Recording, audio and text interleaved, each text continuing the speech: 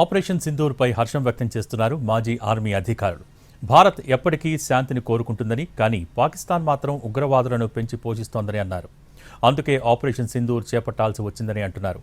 పాక్ పౌరులపై కాకుండా ఉగ్రవాదులే లక్ష్యంగా ఆపరేషన్ సింధూర్ సాగింది అంటున్న మాజీ ఆర్మీ ఆఫీసర్ రాజిరెడ్డితో మా ప్రతినిధి భాస్కర్ ఫేస్ టు ఫేస్ ఇప్పుడు చూద్దాం. పాకిస్తాన్ మీద ప్రతీకారం తీర్చుకునే ప్రక్రియకు ఆర్మీ శ్రీకారం చుట్టింది. దీనికి సంబంధించి ఆపరేషన్ సింధూర్ అనే కార్యక్రమాన్ని చేపట్టింది. ఈ కార్యక్రమం కొనసాగుతూనే ఉంది. ఆపరేషన్ సింధూర్ అనే కార్యక్రమం కొనసాగుతున్న నేపథ్యంలో మనతో పాటు సరిహద్దుల్లో పనిచేసిన మాజీ సైనిక అధికారులు ఉన్నారు. వాళ్ళని అడిగి తెలుసుకుందాం. సార్ చెప్పండి, ఈ ఆపరేషన్ సింధూర్ను ఎలా చూడాలి? సార్, ఇది మనకు మొదటి ఆపరేషన్ కాదు. మనకు భారతదేశంపై పాకిస్తాన్ 1990 నుంచి జరుగుతున్న విషయం. ఉగ్రవాదం పుట్టిందే 90లో పుట్టింది.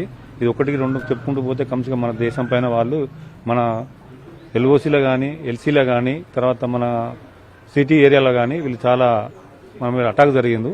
మొన్న జరిగిన అటాక్ వల్ల చాలా బాధాకరమైంది. అది మతం పేరు మీద ఇప్పుడు ఒక 9 ఉగ్రవాద స్థావరాల మీద దాడి జరిగింది అని అంటున్నారు. అది పీఓకే పాక్ ఆక్రమిత కాశ్మీర్ లో జరిగింది అని అంటున్నారు.